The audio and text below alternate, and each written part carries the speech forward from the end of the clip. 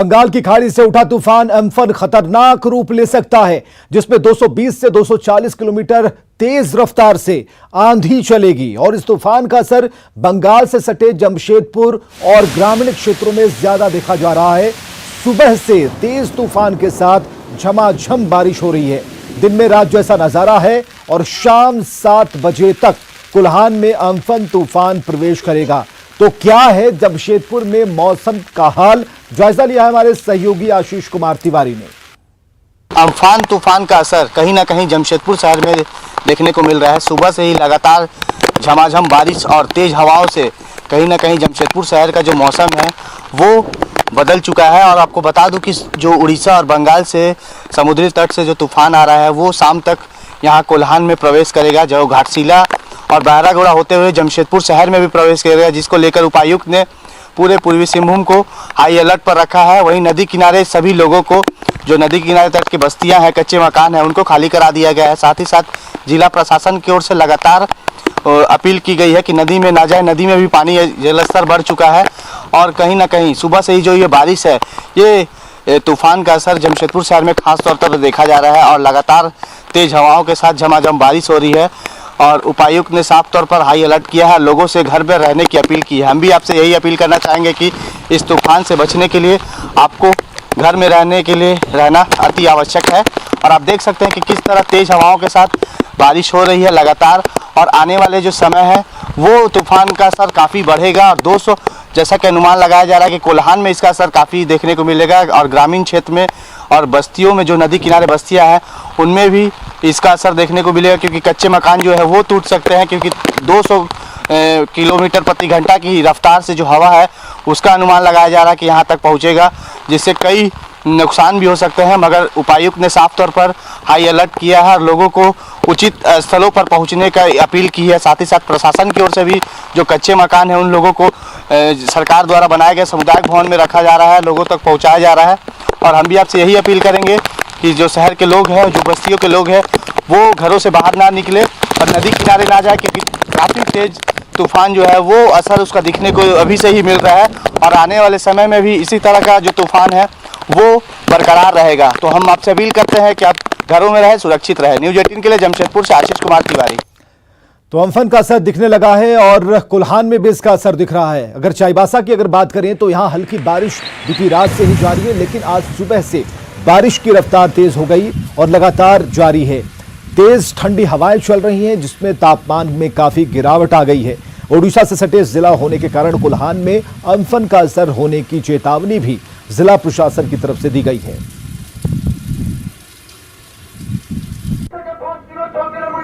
और चलिए एक साथ कई तस्वीरें हम आपको दिखा रहे हैं और 4 कैमरों की नजर से हम आपको दिखा रहे हैं कि अम्फन तूफान का जो असर है किस तरीके से अब तेज होता जा रहा है। हवाएं चलनी शुरू हो गई हैं और झारखंड की हमने आपको बात बताई कि साथ में जो 7 बजे का जो वक्त होगा उसके बाद से ये हवाएं और भी तेज हो जाएंगी। लेकिन फिलहाल जो आप तस्वीरें देख रहे हैं इसमें जो हवा है वो काफी तेज होती जा रही है, झमाझम बारिश शुरू हो गई है। अब हवा की जो रफ्तार है वो लगातार बढ़ती जाएगी। तो ये जो 4 तस्वीरें हैं बालेश्वर, केंद्रपाड़ा, भद्रक और पारादीप की ये तस्वीरें हम आपको दिखा रहे हैं। और इन तस्वीरों में आप देख सकते हैं कि उड़ीसा के वो इलाके हैं, वो तटीय क्षेत्र हैं जहां पर अम्फन का असर जो है ज्यादा दिखाई देगा। बालेश्वर, केंद्रपाड़ा, भद्रक और पारादीप की ये तस्वीरें हैं जहां पर तेज हवाएं चलनी शुरू हो गई हैं।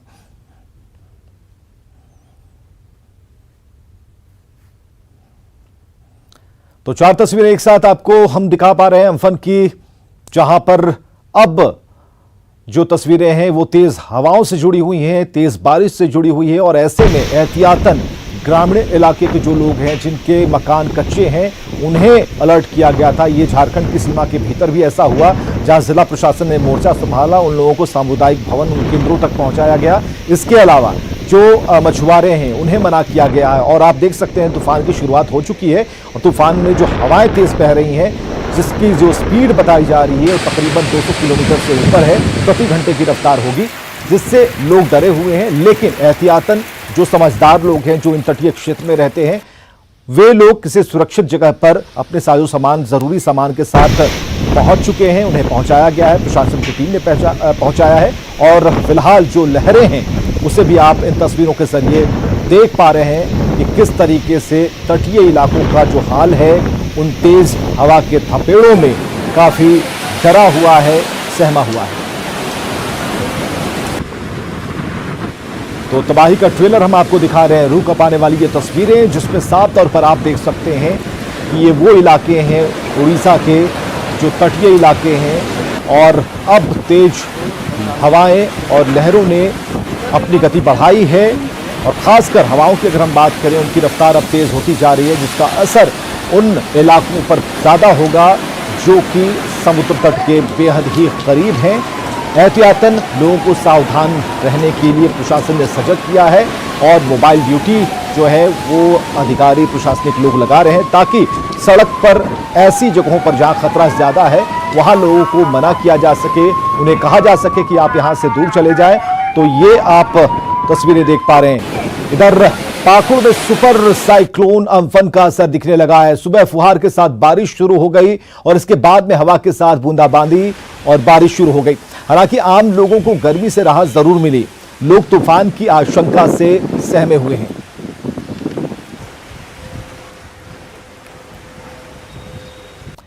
तो साहिबगंज प्रशासन ने रेड अलर्ट जारी किया है। इस तूफान को लेकर लोगों को पक्के मकान में शिफ्ट होने की हिदायत दी गई है।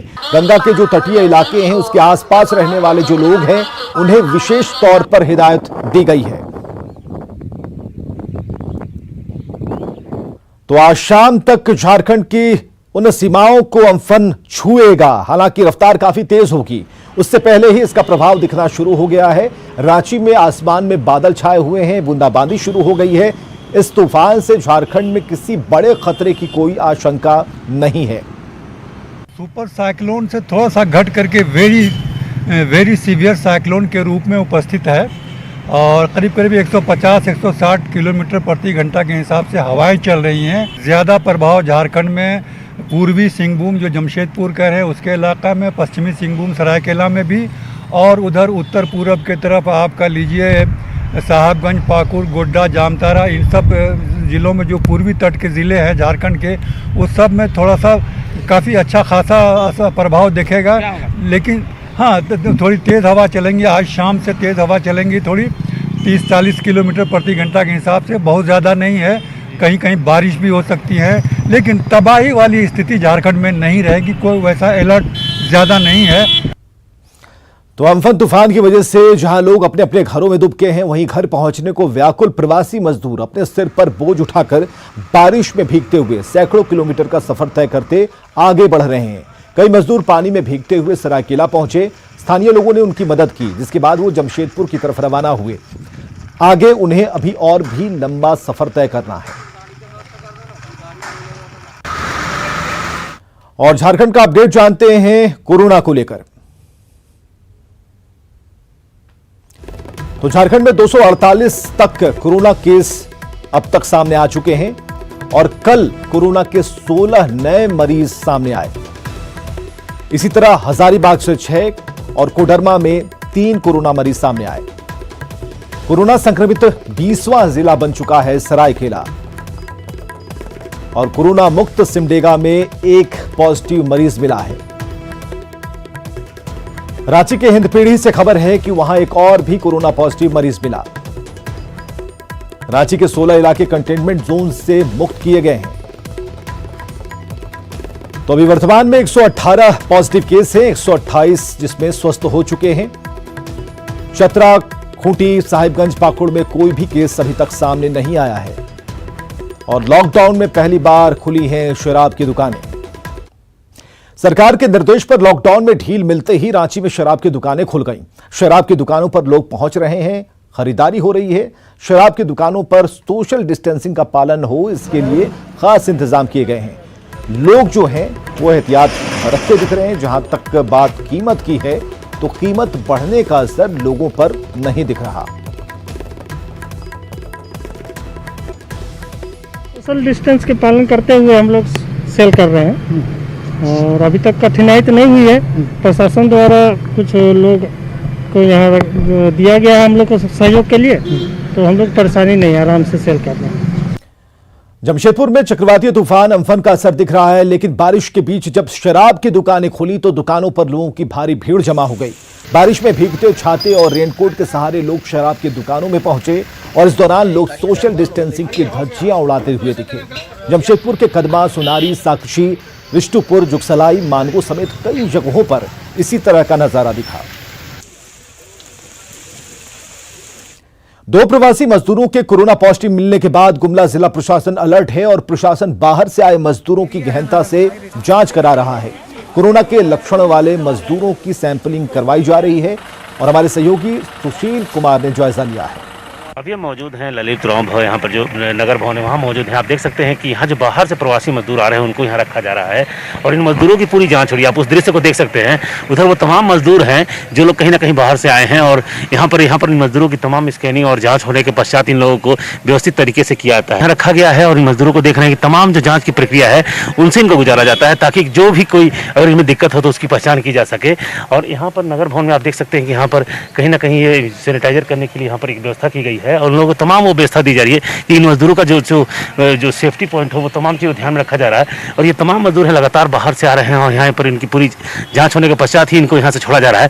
तो ऐसे में स्पष्ट समझ सकते हैं कि प्रवासी मजदूरों की सुरक्षा को लेकर जिला प्रशासन काफ़ी चुस्त दुरुस्त नजर आ रही है और उन तमाम चीज़ों की व्यवस्था की गई क्योंकि मुख्यमंत्री के निर्देश के बाद कहीं ना कहीं प्रवासी मजदूरों का जो आगमन शुरू हुआ था, वैसे में ये चिंता सता रही थी कि मजदूरों के आने के बाद स्थितियाँ भयावह ना हो जाए, उसको लेकर प्रशासन चिंतित है और उसका परिणाम भी देखने को मिल रहा था। हम स्पष्ट कर सकते हैं कि गुमला जिला के वो तमाम जो मजदूर जो बाहर से आ रहे हैं उनको लेकर प्रशासन की ओर से पूरी व्यवस्था की गई है और उनकी तमाम जांच होने के बाद ही यहाँ से छोड़ा जा रहा है। ऐसे में स्पष्ट है कि उनको क्वारंटाइन करना है, होम क्वारंटाइन करना है, यहाँ पर जिला मुख्यालय में क्वारंटाइन में रखना है। उन तमाम चीज़ों की जांच के पश्चात वो प्रशासन उसकी निर्णय ले रहे हैं ताकि यहाँ पर जो मजदूर यहाँ से जा रहे हैं वो सुरक्षित रह पाए और साथ ही साथ उनके गाँव घर के लोग हैं वो भी सुरक्षित रह पाए, उन बातों को भी ध्यान रखा जा रहा है। तो ऐसे में प्रशासन की जो व्यवस्था है वो काफ़ी सक्रिय है और पूरी मुस्तैदी के साथ यहाँ पर जो पदाधिकारी हैं और जवान हैं वो लगे हुए हैं। न्यूज़ 18 के लिए गुमला से सुशील कुमार। धनबाद के IIT और ISM में पढ़ने वाले कई विदेशी छात्र लॉकडाउन की वजह से फंसे हुए हैं और ये सभी छात्र अपने घर जाना चाहते हैं लेकिन मजबूर हैं क्योंकि सरकार ने अभी विमानों के संचालन पर रोक लगाकर रखी है। हालांकि अलग अलग देशों से आए नए छात्रों से संबंधित एम्बेसी से बातचीत करके उन्हें वापस भेजने का रोड मैप तैयार किया जा रहा है और बहुत ही जल्द ये छात्र अपने घर अपने देश में होंगे। अफगानिस्तान, सूडान, घाना, तंजानिया समेत कई देश के 39 छात्र यहाँ बीटेक और एमटेक की पढ़ाई करते हैं। कोरोना महामारी की वजह से मार्च में हुए लॉकडाउन की घोषणा के बाद से ये छात्र अपने कॉलेज हॉस्टल में फंसे हुए हैं। ऐसे में छात्रों ने लॉकडाउन 1 से लेकर लॉकडाउन 3 तक तो सब्र रखा, पर अब इनके सब्र का बांध टूट रहा है। छात्रों को अपने घर की याद आ रही है, वो जल्द से जल्द अपने घर जाना चाहते हैं। ऐसे में भारत सरकार की तरफ से इनके लिए अच्छी खबर आई है। भारत सरकार ने कहा है कि वो छात्र जो अफगानिस्तान से हैं, उनके लिए आने वाली 21 या 23 मई को दिल्ली से फ्लाइट्स की व्यवस्था की गई है। पर कोई प्रॉब्लम नहीं थी, अभी भी जाना चाहती हूँ घर क्योंकि फैमिली की बहुत याद आ रही है। अदरवाइज और कोई प्रॉब्लम नहीं है, यहाँ पर कुछ भी प्रॉब्लम नहीं है। लेकिन वही संभावना है कि 20 से 25 मई तक तंजानिया के छात्र भी अपने देश वापस लौट सकेंगे। सरकार उनके लिए भी व्यवस्था करने में जुटी है। छात्रों का कोर्स लगभग पूरा हो चुका है। जो कुछ बचे क्लासेस हैं उन्हें ऑनलाइन कंडक्ट किया जाएगा। साथ ही जिन छात्रों को उनके देश पहुंचाया जाएगा उन्हें तभी भारत आने की अनुमति होगी जब यहाँ के हालात सामान्य होंगे। जहाँ पे है, जहाँ हमारे बच्चे हैं, हम अपनी एम्बेसी से भी कनेक्ट कर रहे हैं कि हमारे बच्चों को कोई डिफिकल्टीज नहीं हो, कोई परेशानी नहीं हो। हमारे एलुमनाई का बेस भी है उस सब देशों में, हमने अपने एलुमनाई से भी कनेक्ट किए हुए हैं कि हमारे बच्चों को रहने की दिक्कत होगी, अगर खाने की दिक्कत होगी, पैसों की दिक्कत होगी, एम्बेसी के सपोर्ट ले लें और हमारे एलुमनाई से सपोर्ट ले लें। और जब हमारी सरकार उनको निकालने का अगर अपना फ्लाइट की अरेंजमेंट करेगी तो वहाँ से चले आएँ। अभी पैनिक मोड में नहीं रहे हैं वो लोग। बहरहाल अपने देश वापसी को लेकर IIT ISM में फंसे 39 छात्रों के चेहरे पर अब एक अलग चमक दिख रही है। IIT ISM के प्रबंधक ने भी संबंधित एम्बेसी से बातचीत करके उन्हें भेजने की तैयारी शुरू कर दी है। न्यूज़ 18 के लिए चतरा से सूर्यकांत कमल की रिपोर्ट। चतरा में मनरेगा योजना में सरकार की कार्रवाई से हड़कंप मच गया है। घोटालेबाजों ने कागजों पर ही सड़क से लेकर तालाब बनाने का अनोखा खेल खेला। रिपोर्ट देखिए। चतरा के नक्सल प्रभावित प्रतापपुर प्रखंड में चल रही मनरेगा योजना में लूट खसोट का मामला सामने आने के बाद दोषियों पर सख्त कार्रवाई करने का निर्देश उपायुक्त को मिला है। मामला प्रतापपुर प्रखंड में बन रही 40 सड़कों समेत दूसरी मनरेगा योजना में वित्तीय अनियमितता का है। में जितने भी योजना में ऐसे थे उनको 12% ब्याज सहित राशि की वसूली संबंधित मुखिया, पंचायत सचिव, ग्राम रोजगार सेवक, कनीय अभियंता, प्रखंड कार्यक्रम पदाधिकारी, प्रखंड नाजिर एवं प्रखंड विकास पदाधिकारी से की जाए। 12% सूद सहित।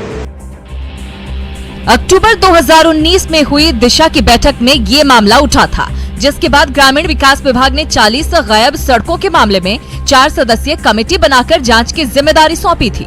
जांच में चतरा के तत्कालीन डीडीसी को क्रियान्वित योजनाओं में लापरवाह मानते हुए उनसे स्पष्टीकरण मांगने का निर्देश दिया गया।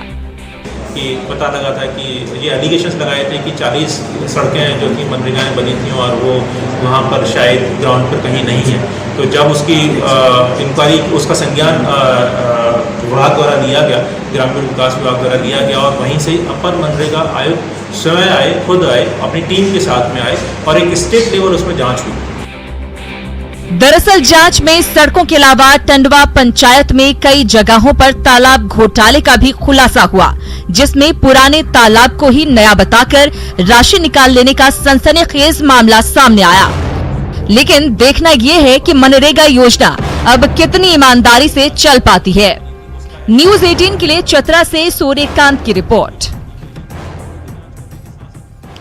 उधर जामताड़ा जिला स्वास्थ्य विभाग के पास एम्बुलेंस ऑपरेटिंग मैकेनिज्म नहीं है, लिहाजा रोगियों को समय पर एम्बुलेंस नहीं मिलता है। परिजन कभी खाट पर शव को ले जाते हैं तो कभी ठेले से रोगी को हॉस्पिटल पहुंचाया जाता है। जामताड़ा प्रखंड के मेजिया से ठेले पर रोगी को सदर अस्पताल ले जाया जा रहा था। मीडिया के जरिए जब इसकी जानकारी उपायुक्त को मिली तो रोगी को एम्बुलेंस मुहैया कराया गया और घटना के बाद उपायुक्त ने एम्बुलेंस की सूची मंगवाई, जिसे देख डीसी भौचक रह गए। जिले में कुल 22 एम्बुलेंस हैं, जिसमें एनजीओ के पास 8 एम्बुलेंस हैं। फिर भी लोगों तक एम्बुलेंस क्यों नहीं पहुंचता, बड़ा सवाल यही है।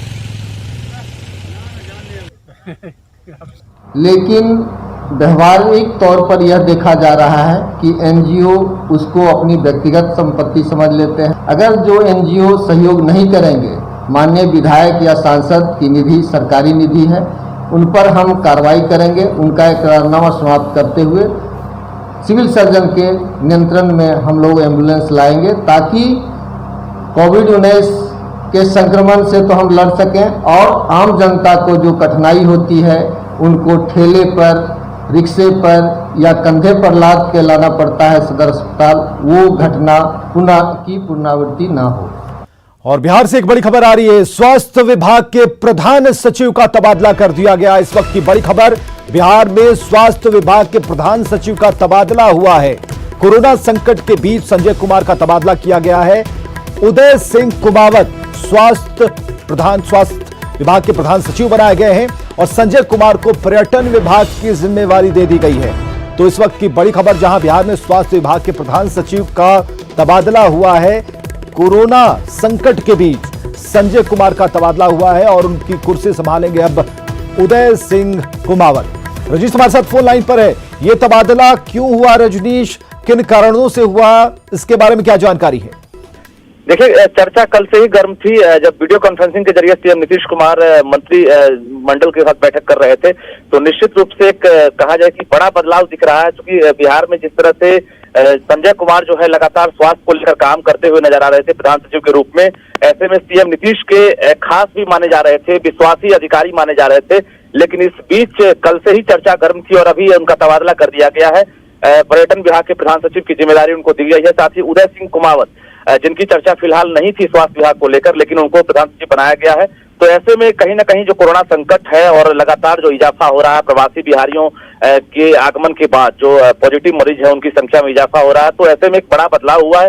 सीएम नीतीश कुमार ने एक तरह से कहिए कि एक नया प्रयोग किया है, क्योंकि जो स्वास्थ्य क्षेत्र है वो काफी इस वक्त जो है उसमें उथल पुथल मची हुई है और चमकी बुखार हो या फिर डेंगू बीमारी हो या अभी जो कोरोना संकट है, तो लगातार 3 मुसीबत जो है सरकार को अभी झेलनी पड़ रही है। डेंगू भी है, उसका भी आगमन होने वाला है। तो ऐसे में स्वास्थ्य विभाग के जो प्रधान सचिव हैं उनको कहीं ना कहीं नई जिम्मेदारी दी गई है, लेकिन अंदर से अंदर खाने से कई सवाल भी खड़े हो रहे हैं। आखिर अब तक प्रधान सचिव जिन पर कोई आरोप नहीं लगा था, निर्विरोध रहे हैं, कोई जो है उन पर कोई सवाल नहीं खड़ा हुआ था, लेकिन इस बीच चमकी को लेकर भी उन्होंने बहुत सारा काम किया था। मुजफ्फरपुर एसकेएमसीएच में 100 बेड का नया अस्पताल बनवाया था, लगातार वो विजिट कर रहे थे। पीएमसीएच वर्ल्ड क्लास अस्पताल का भी उनको जिम्मा दिया गया था, जिसकी भी आधी तैयारी कर ली गई थी, नींव देने की अब बात चल रही थी, उद्घाटन होना था। इस बीच उनका तबादला हुआ। तो कहीं ना कहीं सीएम नीतीश कुमार ने अब क्या सोचकर तबादला किया है, लेकिन बड़ा बदलाव जो है बहुत कुछ बयां कर रहा है। एक बात और भी, उदय सिंह कुमावत की जो प्रोफाइल है ये भी जानना बेहद जरूरी है, क्योंकि उदय सिंह, जैसा कि आपने कहा कि सीएम से